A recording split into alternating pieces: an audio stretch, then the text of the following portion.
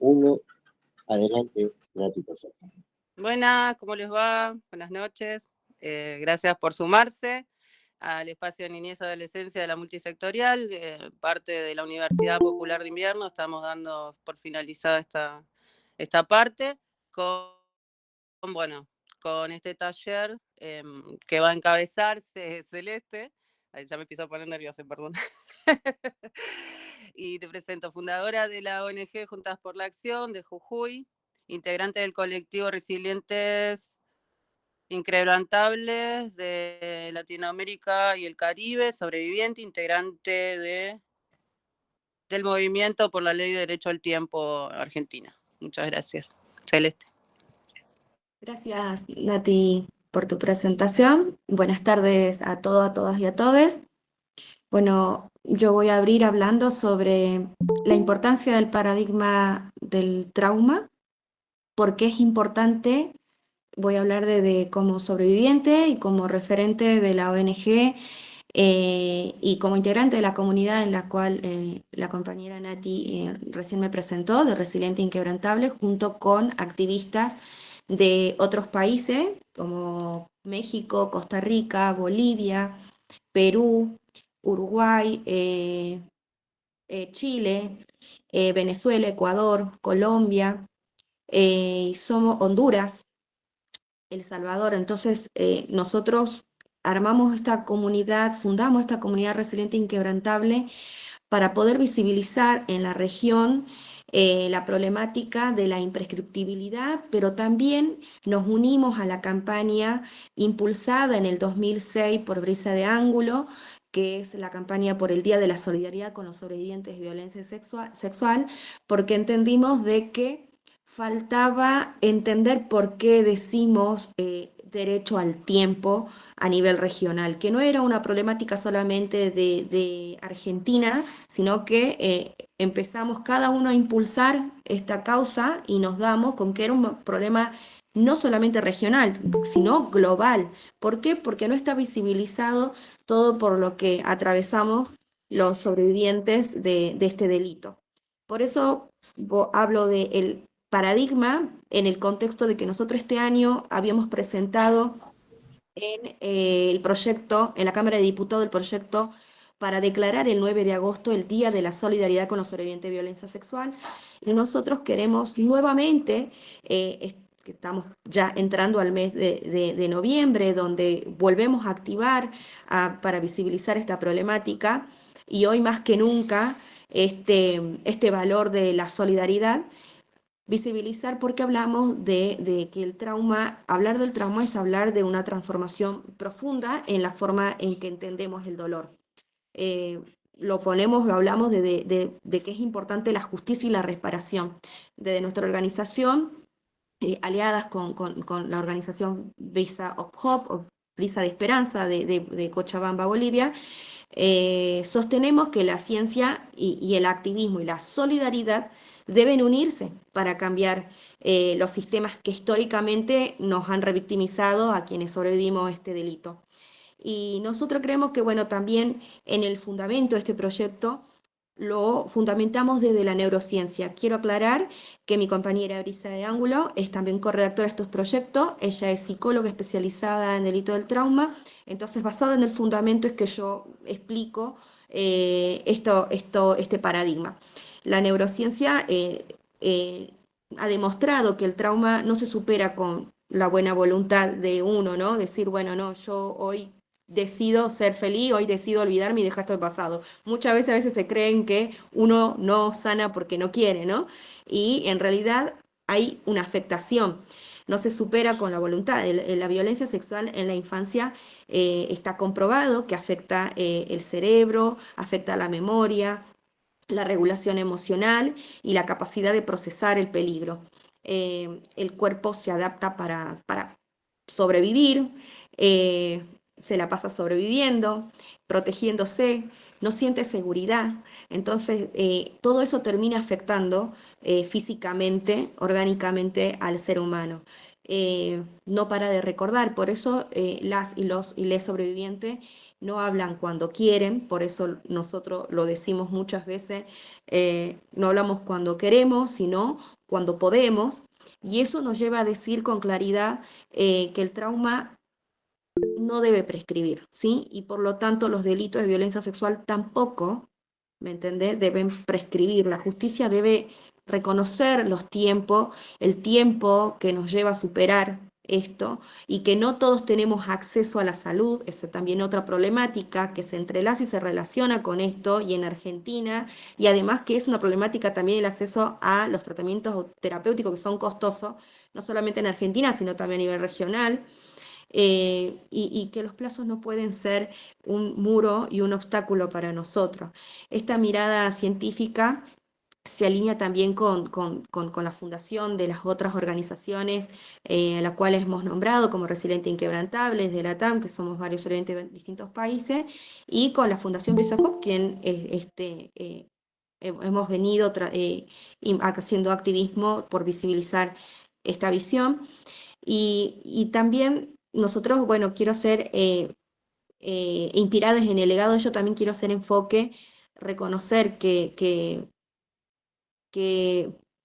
esta fecha, el 9 de agosto, no es un capricho, sino que queremos hacer hincapié en este impacto que tiene el trauma en nuestra psiqui de manera integral, ¿no? Y honrar también a quienes sobrevivieron a esto, que realmente muchos de los que atravesamos esta situación, esta problemática, nos sentimos en muchas ocasiones solos, solas, y también derivamos en muchas otras afectaciones en nuestra vida que no terminamos de desarrollar o lo hacemos muy tarde, ¿no? Con este proyecto también queremos obligar al Estado a que desarrolle campañas, ¿no? Solicitamos eso, más campañas de concientización y sensibilización en los medios, y no que estemos escuchando otra cosa en los medios, ¿no? Como que por ahí escuchábamos en algunos famosos decir, bueno, pero eso ya pasó hace mucho tiempo, que esto es de la prescripción, pero eso ya pasó, sí, pasó en el ámbito legal, pero en nuestra salud, en muchas y en muchos y muchas es permanente la afectación. Y después de ahí que tenemos las herramientas para poder sobrellevarlo, ahí también, algunos sí y otros no. Y eso, y ahí es donde nosotros decimos que es importante que sean capacitados también los medios de comunicación para tratar esta problemática, para que después no se permita estos tipos de figuras tan importantes a nivel nacional e internacional que estén diciendo eso es algo que pasó en el pasado, o que estén dando contrato a personas que han dañado, pero por la prescripción han quedado en libertad y no se tiene en cuenta esto, ¿no? Que alguien sufre atrás de esa cámara viendo a una persona que sigue, ¿no? Como si nada su vida. También que las campañas de sensibilización lleguen a las instituciones públicas con perspectivas de género, ahora más que nunca también, en interseccionalidad. También proponemos en este proyecto de ley las capacitaciones integrales para docentes, también para personal sanitario, judicial y comunitario. Creemos que esta es la manera también de que se va a achicar la segunda revictimización, ¿no? Que se nos hace siempre, ¿no? Que siempre, en la mayoría de los testimonios, siempre se escucha que las instituciones en algún momento, algún tipo de institución, ya sea la policía o la Cámara GES o los fiscales, han tenido preguntas que nos marcan y no nos olvidamos y profundizan el trauma en las personas.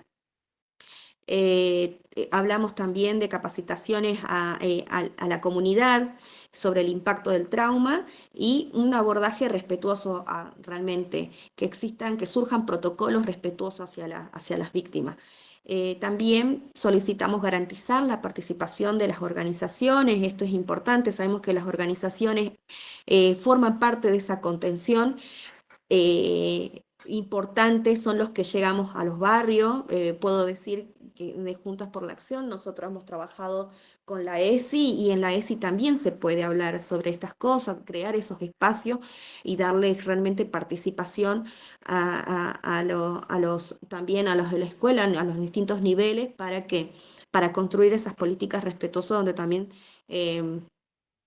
tengamos en cuenta las necesidades también de cada barrio, pero sobre todo para mantenerlos informados, ¿no? Sobre el trato digno también, que es un derecho en realidad, y que estemos hablando de solidaridad, pero creo que como estamos viendo un retroceso en este contexto, está muy bueno que hagamos hincapié en este proyecto una vez más, hagamos este año este esfuerzo de apoyar, de alzar la voz por el 9A, aunque estemos en el 19, por el valor de la solidaridad, ¿no? También solicitamos crear un observatorio nacional. ¿Por qué? Porque actualmente no tenemos Ministerio de la Infancia en Argentina, no contamos con datos oficiales, sí con organizaciones que llevan algunos registros, no son suficientes, lo de UNICEF no son suficientes, hay lugares rurales en donde no se llega, y que evalúe las políticas de prevención, el impacto real de las acciones del Estado frente a esta problemática, la violencia sexual. Y este proyecto no es solo una ley simbólica, ¿sí? Es una herramienta de transformación que, bueno, que, lo vuelvo a repetir, integra ciencia, activismo y con perspectiva en derechos humanos, seguir defendiendo los derechos humanos de las y les sobrevivientes, porque cada 9 de agosto no queremos solo recordar, sino comprometernos a prevenir y acompañar y a transformar. Bueno, en este contexto también nosotros militamos junto al Movimiento por la Ley y Derecho del Tiempo, por la imprescriptibilidad de los delitos de violencia sexual, así es que nosotros vemos la relación de estos proyectos que han sido presentados juntos al mismo tiempo y los cuales pedimos que realmente se busque adecuar el derecho a la realidad neurobiológica y emocional de los y les sobrevivientes. Porque la verdad que cuando la justicia niega el tiempo del trauma, vuelve a ejercer violencia, y cuando el Estado se forma e informa desde el paradigma también del trauma, deja de ser un agente de daño para convertirse en un instrumento de reparación. Entonces, esto es importante que nosotros, yo quería abrir hablando para invitarles a acompañar por qué hablamos de solidaridad y qué relación tiene con el movimiento por la ley de derecho al tiempo, por qué las organizaciones seguimos y hemos lanzado este año un poquito más fuerte esta campaña. Hoy en Argentina necesita esta mirada más que nunca. Necesitamos instituciones que escuchen sin prejuicio, que comprendan desde la ciencia y el corazón, ¿no? Desde la humanidad, que es lo que estamos viviendo en el contexto global, incluso que se está perdiendo, y que nosotros tenemos que defender. Venimos de un golpe, la verdad que no entendemos todo.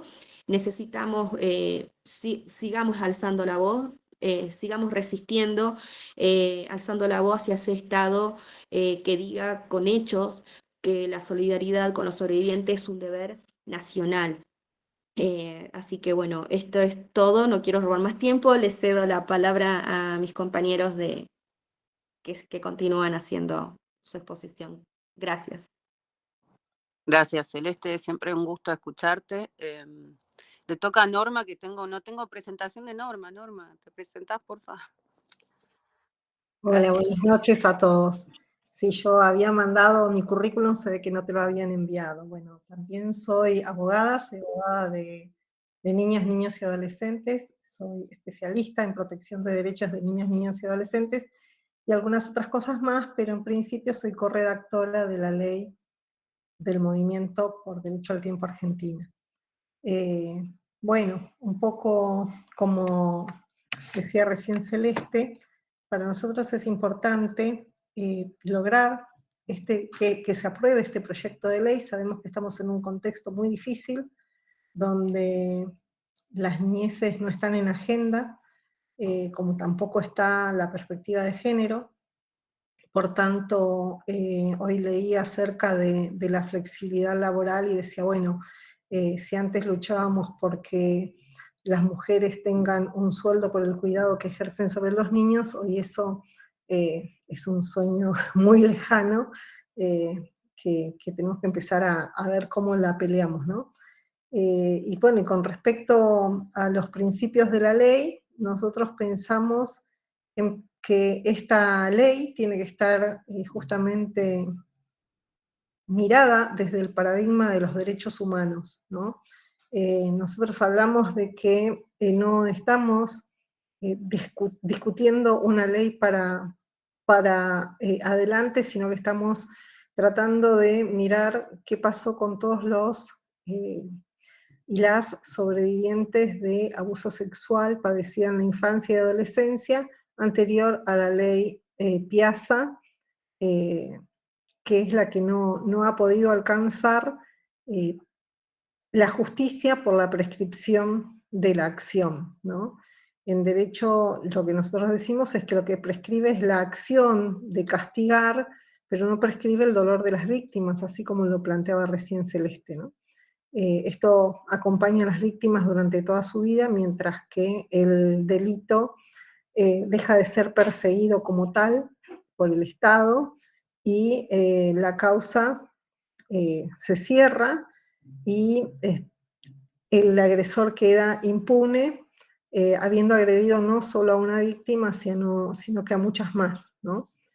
Entonces decimos, bueno, nosotros necesitamos que se mire a este adulto que denuncia cuando puede, que no tiene que ver con los tiempos de la justicia, que se lo mire en ese contexto de cuando era niño, ¿no? Y cuando no pudo denunciar, cuando no pudo contarlo, porque la pedagogía del silencio es la que va a abordar a este sujeto niño, justamente va a estar silenciado por su agresor a través de muchas amenazas, y que sabemos que se va acomodando, como decía recién Celeste, el cuerpo se va acomodando, la memoria episódica se va bloqueando, entonces este sujeto niño no puede contar lo que le pasa, porque además tiene miedo a que no le crean, ¿no? Por eso también yo recién leía que está acá presente el movimiento Yo sí te creo, ¿no? La importancia que tiene para un niño, para un sujeto,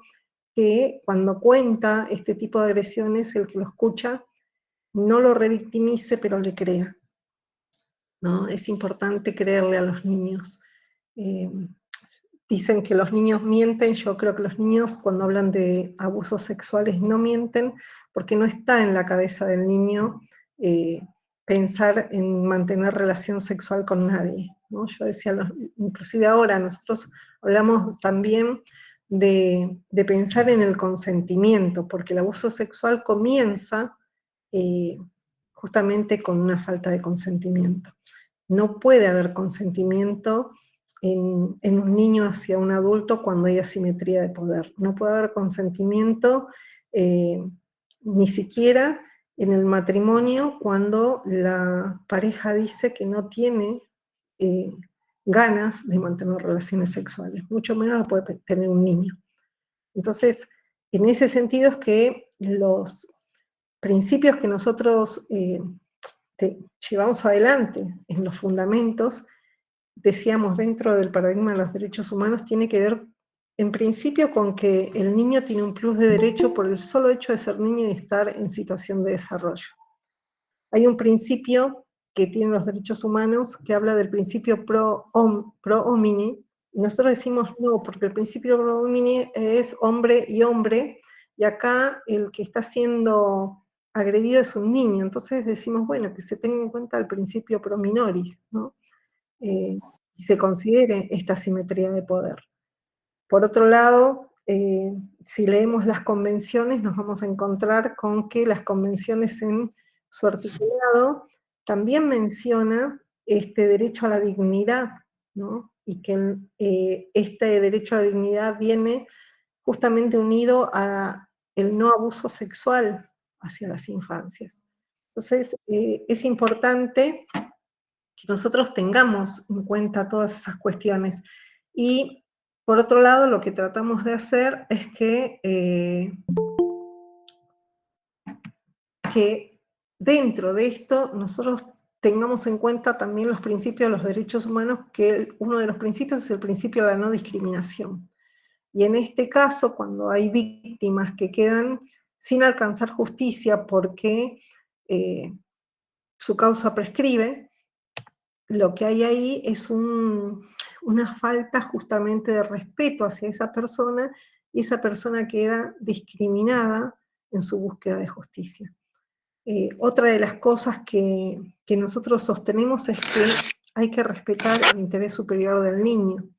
Y el interés superior del niño es una norma de procedimiento, porque una gran discusión dentro de la doctrina es que justamente los derechos humanos, según algunos doctrinarios en derecho, no tienen normas procesales. Sin embargo, el interés superior del niño no solamente es un principio sustantivo al niño, y también una norma de interpretación que debe hacer el juez cuando se encuentran justamente en tensión los derechos del niño y los derechos del adulto, interpretar que el niño tiene mejor derecho.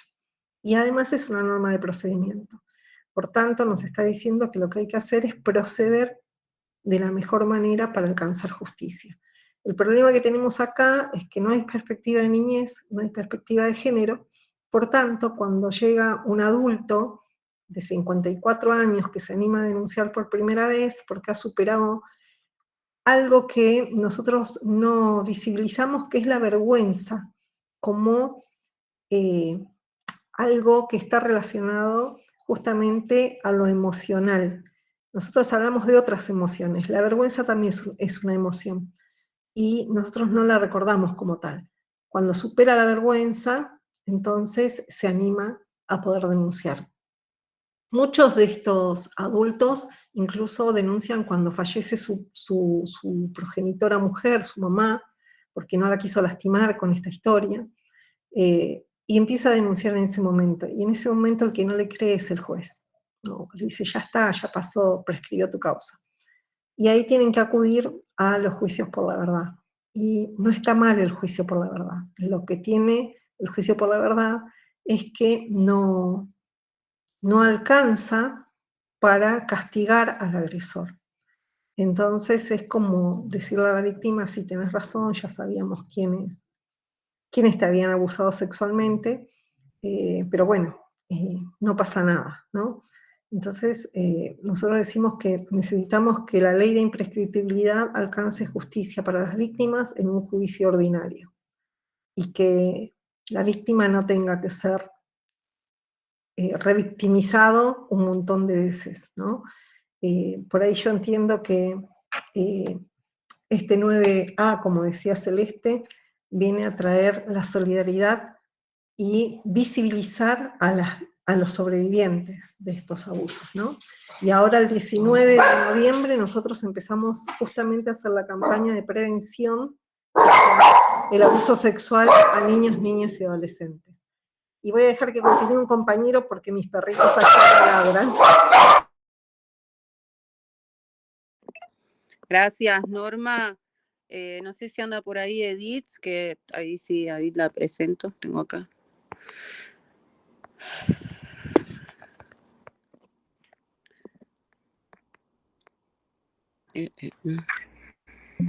Edith Fuentes, abogada, egresada de la UBA, con 33 años, en ejercicio de la profesión y especialización en niñez y adolescencia de la UNLZ, redactora y proyecto de ley de derecho al tiempo.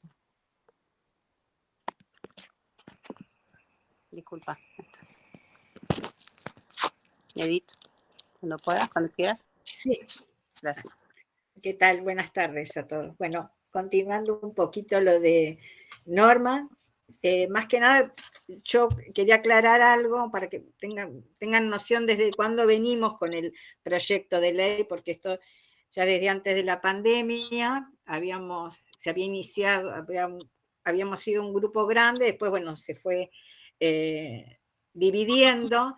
En sus comienzos se tomó como base en realidad lo que en Chile estaba Vinca Jackson, que fue la que dio el nombre de derecho al tiempo, pero en realidad la ley de imprescriptibilidad que tienen en Chile es la ley CUNAT que se dictó allá posteriormente a la ley CUNAT.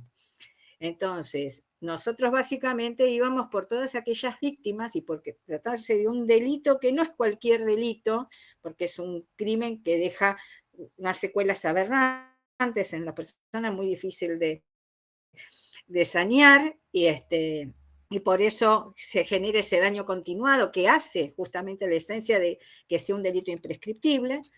bueno, al principio se había conformado con la mayoría de o trabajadores sociales, psicólogos que saben sobre la problemática emocional y abogados. Y siempre estuvimos en la disyuntiva justamente del tema de la prescripción, porque mientras que quienes estaban a cargo de lo que es la salud mental de las personas veían notablemente que no podía considerarse imprescriptible, la mayoría de los abogados, desde el punto de vista legal, nos encontrábamos y nos discutían con el tema de la legalidad, ¿no es cierto? De que no podían, las leyes tienen que ser dictadas y regidas para adelante, no se puede, no son retroactivas en ese punto.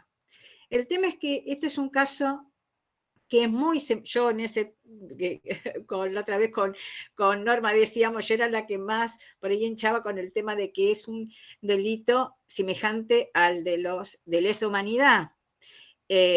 Lógico, en los de lesa humanidad es como que tiene que haber un cauce de parte del Estado, ¿no es cierto?, en pergeñar o estar a cargo de ese tipo de delito, que no sería en el caso de las violencias sexuales, porque son de particulares. Pero el punto está que la responsabilidad del Estado está justamente en lo que rige la Convención de los Derechos del Niño, el tener que proteger de manera legislativa y poner todos los mecanismos para evitar que ese delito suceda. No se trata... es una persona que por su calidad de niño, niña y adolescente es doblemente vulnerable, hasta por las 100 reglas de Brasil. O sea, hay un montón de plexo normativo que nos está diciendo que el sujeto víctima ya de por sí tiene una doble protección. Entonces, no, más que más, contribuye a que este no sea un crimen cualquiera. No puede ser medido como todos los demás delitos, ¿sí? Bueno, se presentaron los proyectos, perdieron estado parlamentario, pero en la medida fuimos progresando y viendo, y uno va descubriendo, y teniendo más aval todavía para demostrar el tema de la imprescriptibilidad. En este último, sobre todo, y con la colaboración de Brisa, y que arremete con el tema del trauma, ya hay una cuestión hasta orgánica.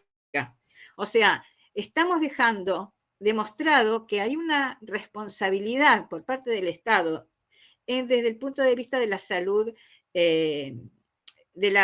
pública. O sea, no considerar la imprescriptibilidad está atentando contra la salud pública. Sobre los daños, por ejemplo, perdón que lea un poquito, pero esto lo había notado en cuanto a lo que había elaborado Brisa en su momento y comentó, en lo que afectaba tanto al hipocampo, de la parte cerebral al hipocampo, que es justamente la de la memoria episódica, la amígdala, que es la que detecta el peligro, y sobre todo la corteza prefrontal, que es sobre la toma de decisiones, y que por lo general a los niños no tienen tan desarrollado la corteza como para llegar a entender o comprender a veces el delito del que son víctimas.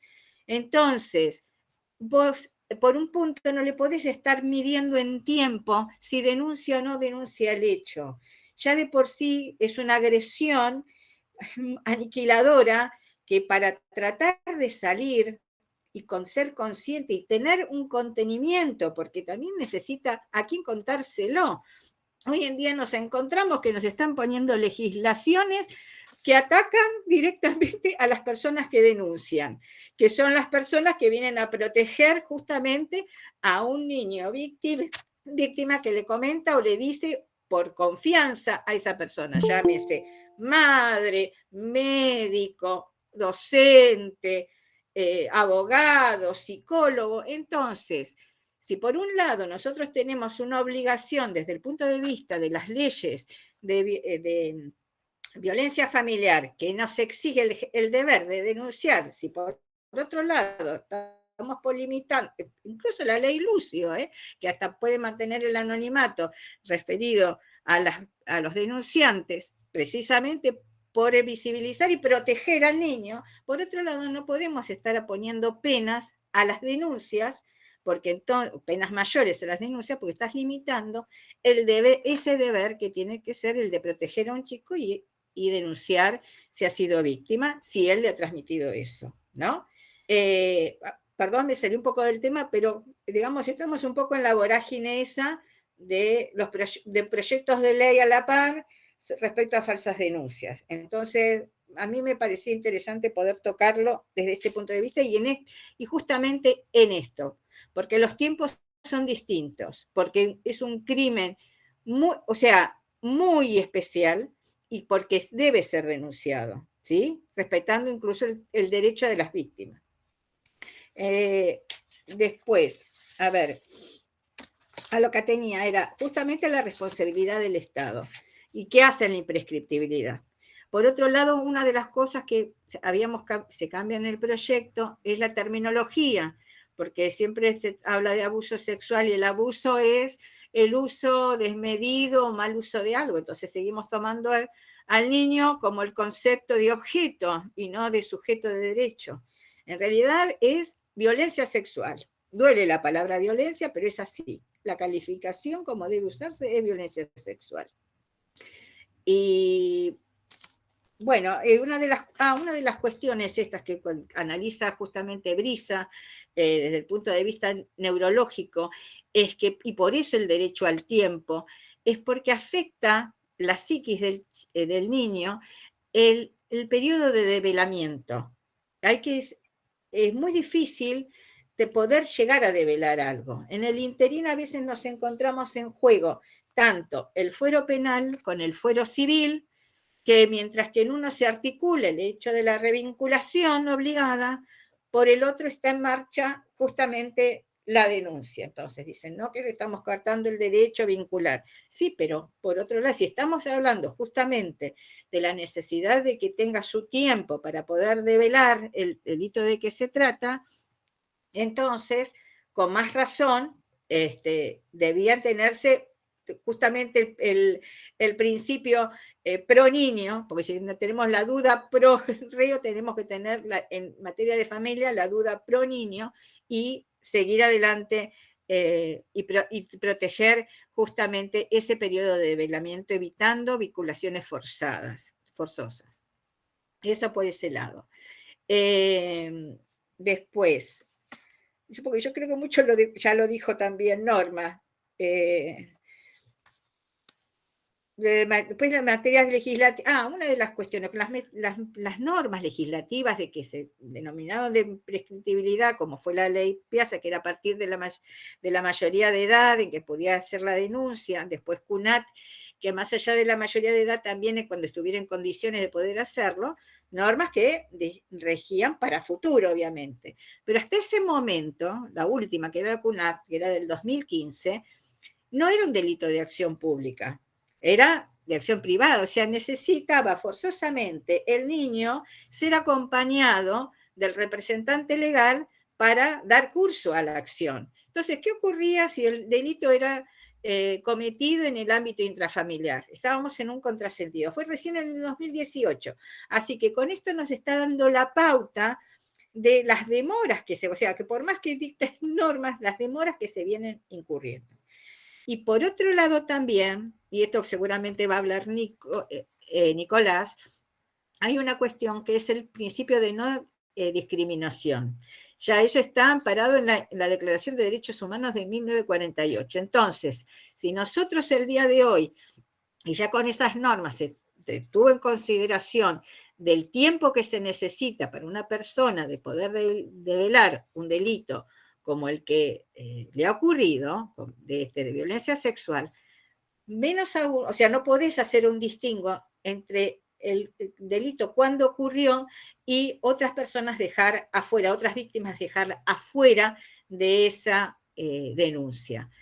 Así que eso es también un aval potente para seguir adelante con la imprescriptibilidad. Norma comentó de los juicios por la verdad. Justamente esa normativa convencional y tratados internacionales es lo que van tomando los jueces para poder abrir curso al juicio por la verdad. Pero ¿qué ocurre? El juicio por la verdad no genera una sentencia condenatoria, llegado el caso, porque acá estamos pidiendo un juicio justo, íntegro, no llegar a una sentencia, que haya un reconocimiento, pero que no haya una consecuencia reparatoria en ese sentido, ¿sí?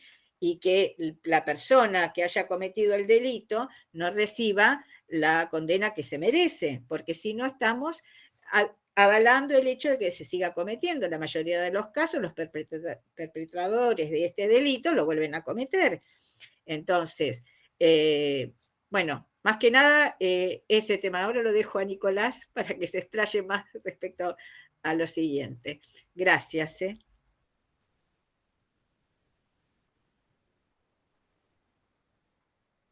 Perdón, estaba teniendo un problemita con la carga, me pasa a veces. Quería, permiso, si un segundito, ¿qué me pasó ahí? Celeste. Un segundito. No sé qué quiere que lea, pero bueno, acá tengo un segundito, perdón porque lo estoy haciendo a las corridas. Abogada, no, eso no. Diplomada en abogada, niñas, niños y adolescentes, posgraduada en defensa técnica de personas de menores de edad, especialista de protección de derechos niños y niñas de adolescentes, maestría en género, derechos humanos, políticas públicas. Bueno, un poquito del currículum de Norma, perdón Norma, no quería quedarme ahí con la deuda. No, Pasamos Natalia, no pasa nada. Creo que acá estamos todos por una causa que nos une, que es justamente tratar este tema, así que los títulos no nos hacen mejores ni peores. No, pero le debía. Nicolás, por favor, estoy cortísimo con la batería, pero estoy. Bueno, buenas tardes. Yo antes de ahondar en los fundamentos que más o menos también ya mis compañeras explicaron, quería aclarar que también qué es la prescripción. La prescripción es la extinción de la acción penal por el transcurso del tiempo. O sea, básicamente es que pasado determinado tiempo se pierde la posibilidad de denunciar.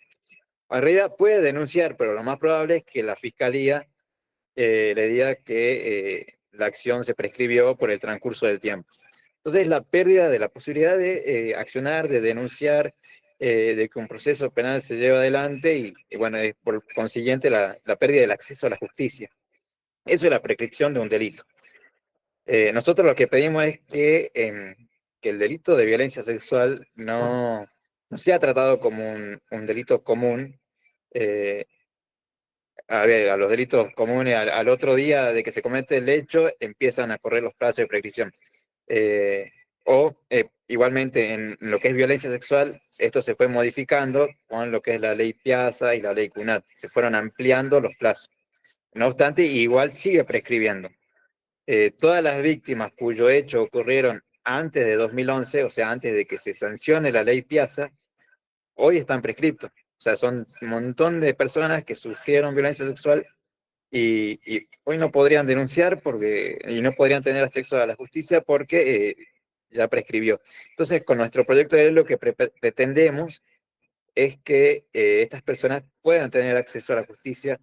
Entre los principios en los que fundamentábamos el proyecto de ley está el interés superior del niño, que ya lo explicó Norma. A veces capaz, otro abogado cuando escucha que cuando hablamos de interés superior del niño, cuando en realidad estamos hablando también de una persona adulta que está revelando el hecho, ¿se le aplica o no el interés superior del niño? Y con el fallo de Brisa de Ángulo, que ella tiene un fallo contra Bolivia, contra el Estado boliviano, la Corte Interamericana consideró que Bolivia vulneró, entre todos sus derechos, vulneró lo que es el principio de interés superior del niño. O sea, que una persona adulta que está denunciando un hecho que ocurrió durante su infancia podría tranquilamente agarrarse de ese principio como para decir, el Estado vulneró este principio durante mi infancia y hoy pretendo y quiero usarlo a mi favor. Otro de los principios, la debida diligencia reforzada, que este principio lo que te dice es que el Estado tiene la obligación de redoblar sus esfuerzos para lo que es dar acceso a la justicia, para la investigación, para la sanción, redoblar los esfuerzos en lo que es el acompañamiento en salud, el acompañamiento social, porque como se trata de un grupo que es especialmente vulnerable, como es la infancia, merece también un tratamiento especial, específico, y donde el Estado tiene que redoblar sus esfuerzos para garantizar los derechos y el acceso a la justicia de la víctima sobreviviente. Otro principio también muy importante es el principio de no discriminación, como también ahí lo explicaba Edith. Es un principio que lo tenemos vigente desde el año 1948 con la Declaración Universal de los Derechos Humanos. El Estado hoy por hoy está discriminando a las víctimas porque con estas dos leyes que se sancionaron, Ley Piazza y Ley Cunat, se crearon categorías de víctimas. O sea, hay víctimas que podrían acceder a la justicia hoy en día, que serían todas las víctimas cuyos hechos ocurrieron después de 2015, que se sanciona la Ley Cunat. Después hay otras víctimas cuyo hecho ocurrió durante la vigencia de la Ley Piazza, que es de 2011 a 2015, que tendrían que analizar los tiempos, pueden ser que accedan a la justicia, pueden ser que algunas no. Y después tenemos las víctimas que son anteriores a la Ley Piazza, que directamente no accederían a la justicia. Entonces hay categorías de víctimas donde algunas van a acceder a la tutela judicial efectiva, a la justicia, otras no van a acceder. Entonces el Estado está discriminando a las víctimas. Después la tutela judicial efectiva, ¿no es cierto?, que es otro principio humano fundamental, internacional, de que todas las personas tienen derecho a acceder al servicio de justicia. Entonces, si no se da el acceso a la tutela judicial efectiva, se está violando todos los demás principios que nombramos. Hay discriminación, no se está cumpliendo con la debida diligencia reforzada, no se cumple con el interés superior del niño. Entonces, digamos que cada uno de estos principios está interrelacionado entre sí. Después tenemos una teoría jurídica en la que basamos el proyecto, que es la teoría del daño continuado. Esto es que el delito de violencia sexual produce un daño que no solo es un daño en el momento, sino que es un daño que sobreviene al hecho.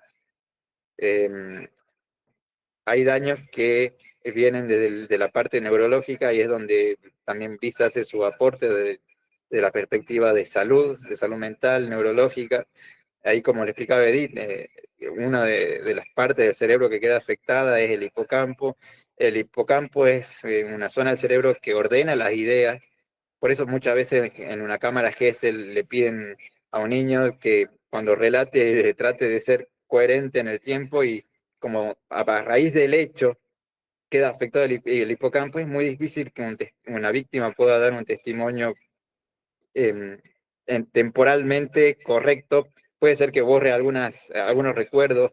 Entonces es muy difícil también pedirle a la víctima que recuerde el 100% de lo sucedido y cronológicamente, ¿no? Entonces, no solo también hay un daño así, también hay un daño a nivel social. Una víctima de violencia sexual tiene hipervigilancia, puede tener trastornos a nivel físico, alimentario, de sueño, un montón de cuestiones que sobrevienen al hecho. Entonces, por eso decimos que hay un daño continuado. Y todo delito que tenga un daño continuado, no se le puede aplicar la regla de la prescripción, porque es un daño que va sucediendo constantemente y no podría correrle el tiempo de prescripción a un delito tan especial y específico como este. Bueno, esos más o menos son los ejes de principios y de teorías jurídicas internacionales, que son de jerarquía constitucional, en los que basamos el proyecto de ley. Otra cosa que también abarca el proyecto es lo que es la edad de consentimiento, que también más o menos lo había hablado mis compañeras. En Argentina la edad de consentimiento está en 13 años. O sea, a partir de 13 años hay un consentimiento relativo, no es que un consentimiento pleno. Pero ya a partir de los 13 años se empieza, es como que la justicia analiza el consentimiento.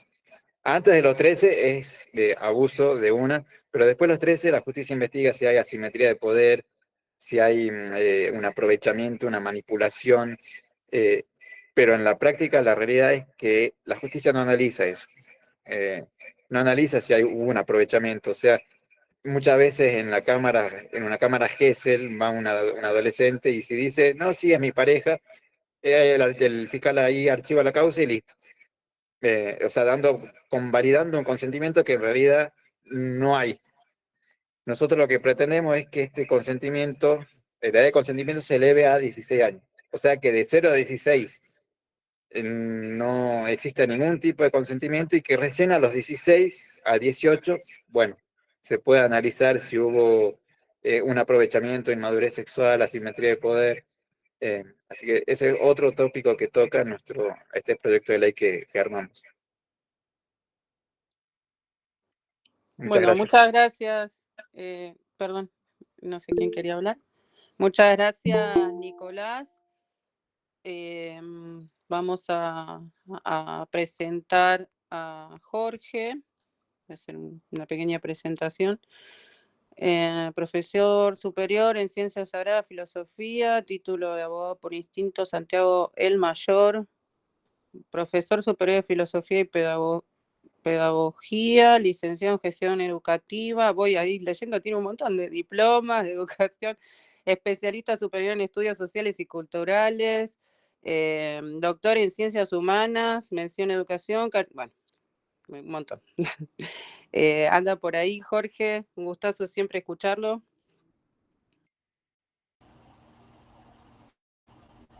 ¿Qué tal? ¿Cómo están? Buenas tardes. Hola, ¿qué Aquí tal? engripado, pero bien.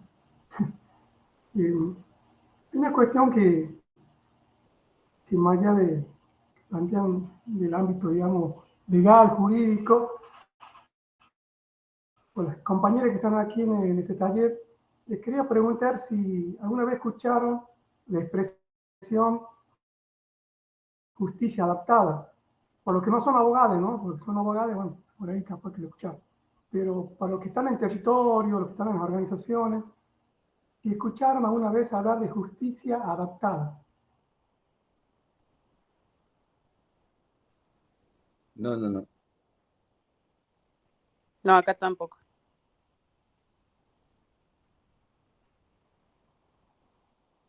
Procesos adaptados o medidas procesales adaptadas.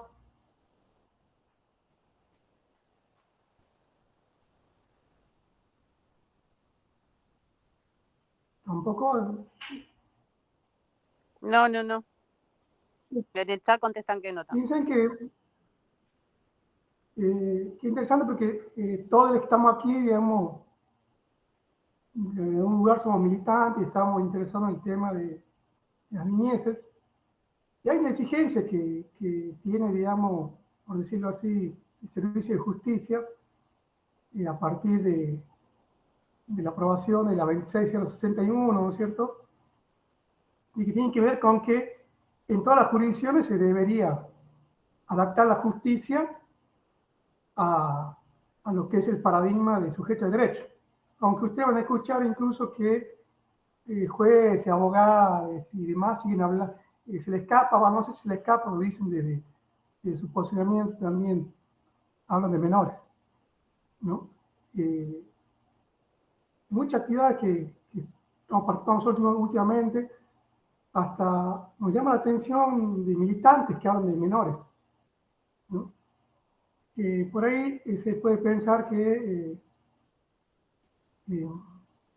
lo hacen, digamos, ingenuamente o porque es costumbre. Y bueno, eso no sé si están así. Por ahí lo hacen desde la militancia más profunda, que es considerar, digamos, al otro como menor y por lo tanto no como sujeto de derecho.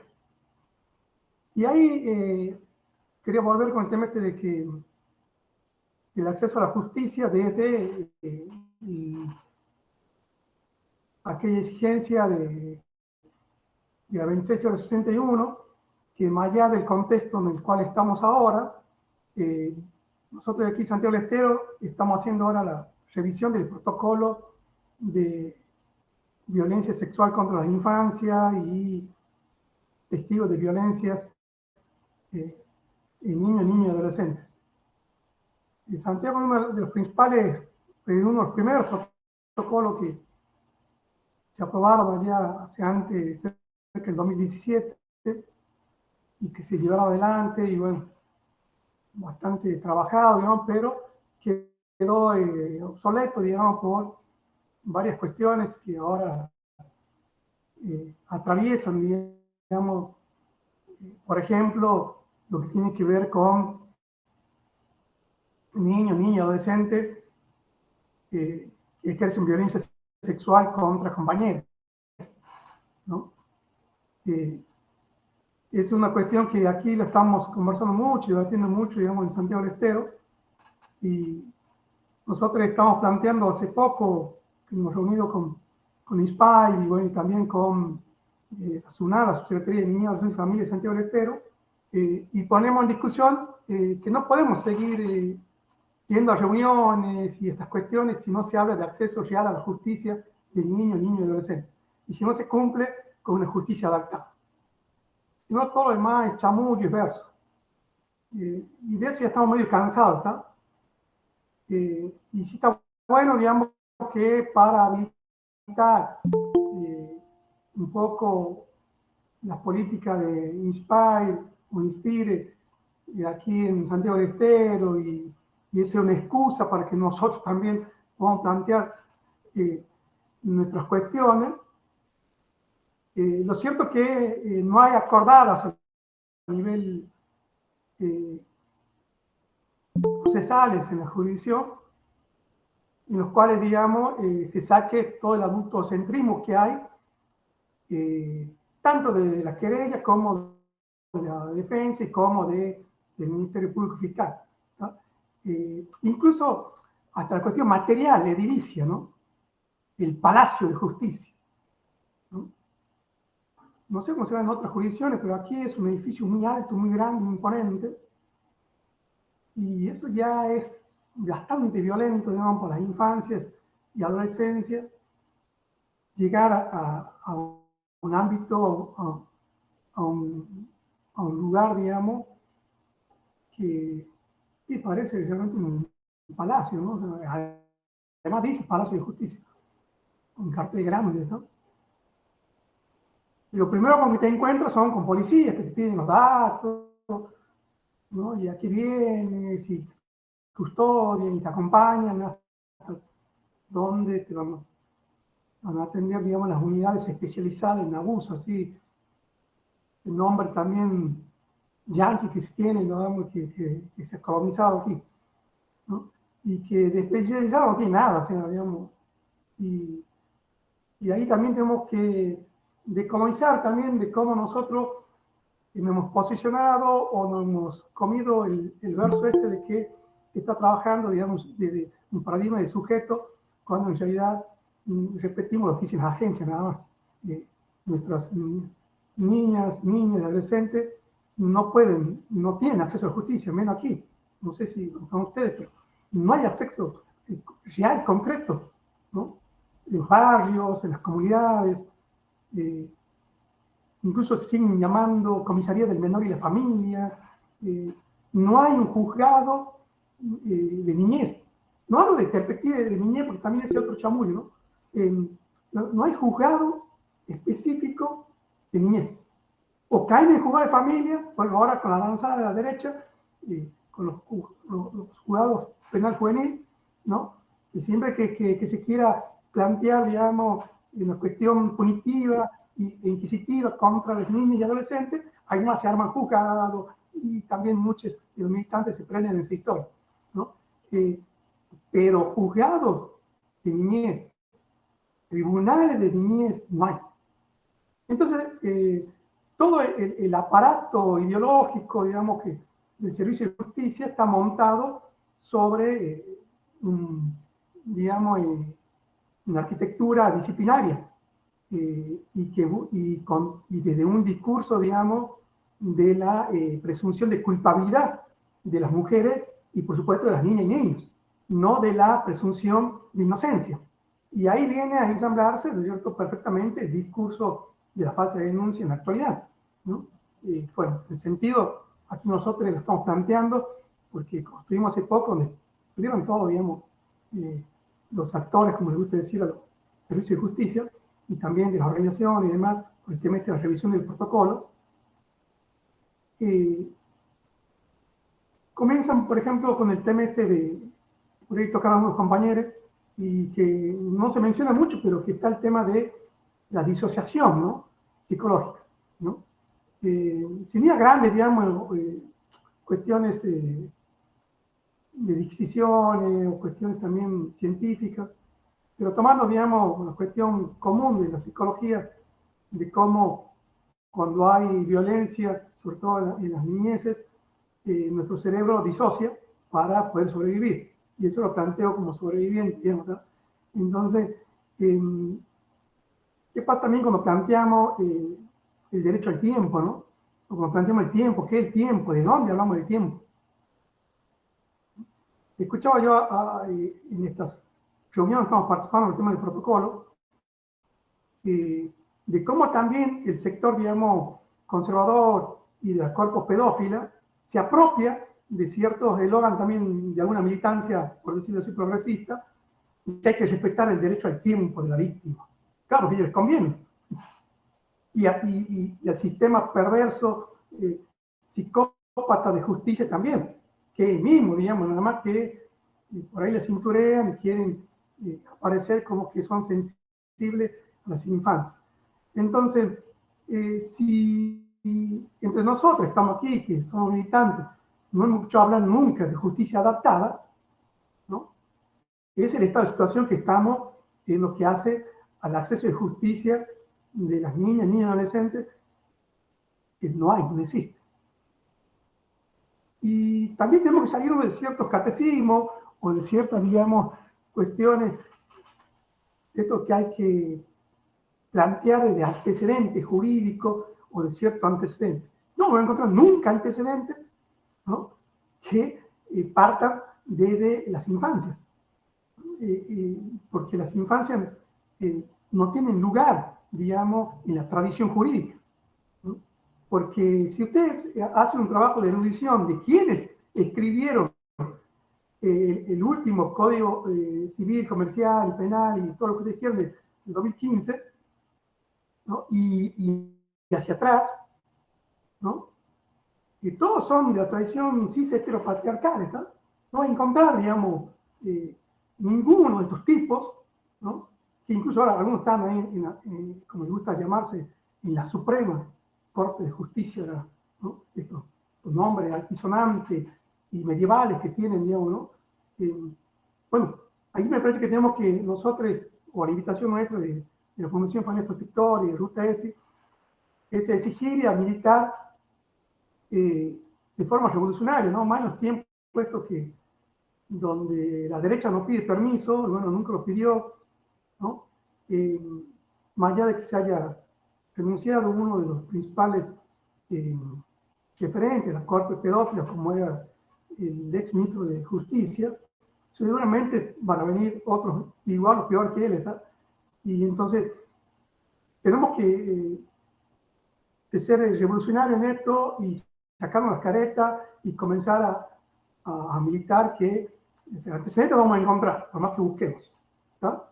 Me alegra que ahora mencionen el tema de lesa humanidad, porque incluso con nosotros como Fundación Familia Protectora también, que hemos participado con los compañeros en tu último aporte sobre el proyecto de infraestructura, planteamos el tema de lesa humanidad y planteamos la experiencia que hemos tenido nosotros como organizaciones, y yo como sobreviviente, digamos, de violencia no solo sexual, sino del terrorismo de Estado, que nosotros exigimos en aquel momento con las organizaciones, y si hay aquí compañeros, veo que por ahí están de hijos y demás, planteamos, digamos, la figura de genocidio, que no se dio, y entonces fuimos por la lesa humanidad, ¿no? Y ahí tenemos un antecedente de ver que no siempre hay que estar siguiendo el libreto de la tradición, de que a ver qué hay, y de acuerdo a lo que hay, poder cambiar, ¿no? Hay cosas que no son absolutas, porque cuando se va, digamos, el tratado de aquí, que de Roma, o el tratado de allá, de aquí, son cuestiones también siendo, digamos, agenciadas y nominal. Tenemos que ver cómo la usamos como excusa, pero también para provocar cuestiones disruptivas de la militancia. Nosotros desde aquí de Santiago del Estero estamos exigiendo, digamos, nos dieron lugar, al menos en las presentaciones formales, de que se genere espacio de acceso a la justicia, urgente, ¿no? Que la justicia adaptada sea concreta, ¿no? Que se hayan acordadas, nosotros hemos presentado varias acordadas, por ejemplo, una acordada es que en las medidas no se cite el mismo día, a la misma hora, para las cámaras GESEL, al depredador con la sobreviviente o el sobreviviente, ¿no?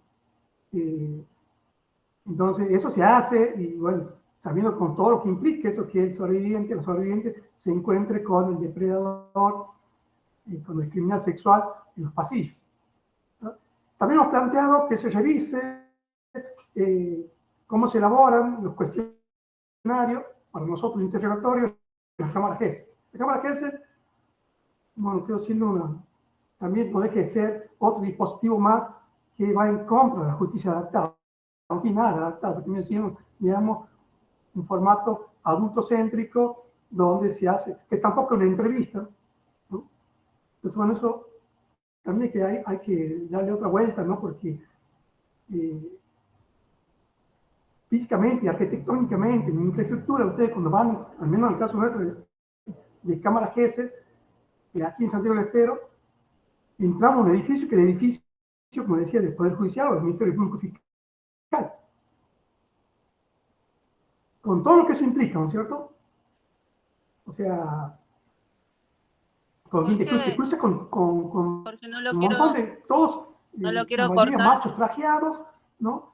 O la mayoría gente acartonada, con mucho olor a perfumes caros. Jorge, tenemos un minutito más, compa. Bueno, en definitiva, no sé qué.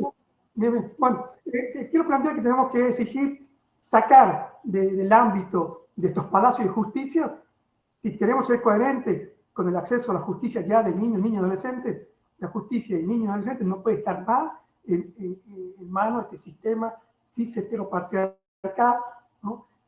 Por más que se quiera presentar como amigable, ¿no? Porque también tengo que plantear ahí otra cuestión, que es la accesibilidad de las cámaras GESEL a las personas con diversidad funcional, o llamada vulgarmente discapacidad, ¿no?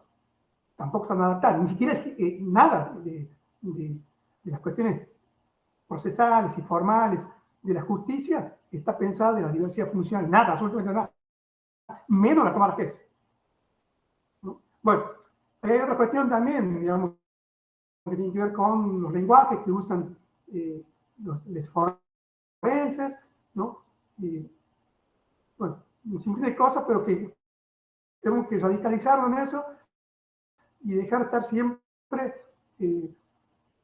ser subalterno y negociando por lo más, por lo menos y no por lo más, ¿no? Hoy tenemos que aprender de la derecha que van por todo, no le importa si hay o no hay antecedentes, que es una cuestión particular, hace una cuestión universal, ¿no? Y nos llevan por delante, por ejemplo, con esto de falsa denuncia, ¿no? Bajo la presunción de culpabilidad, que antes era bruja, que las mujeres son mentirosas, que son locas, que son histéricas, y siguiendo esa línea, digamos, del epistemicidio, de la construcción incluso de muchas ciencias como la psicología y la psiquiatría sobre la mujer, son traspoladas después hacia las infancias, ¿no? Entonces, cuando cuentan algo o las niñeces hablan, no, fabulan, están mintiendo, esto, aquello, bueno, están, digamos, en esa línea epistemológica de los epistemicidios, de que las niñas y niñas son influenciadas. Bueno, volvemos a esta cuestión, ¿no? Nada más, muchas gracias y invitarlos, y si quieren sumarse después, ahora vamos a otra reunión con INPIR y aquí el gobierno de la provincia de Santiago del Estero. Un gustazo siempre escucharlo, Jorge. Pablo, si podemos cortar con la grabación para dar acceso al micrófono. Claro que sí. Entonces procedemos a detener para dar paso a la primera ronda de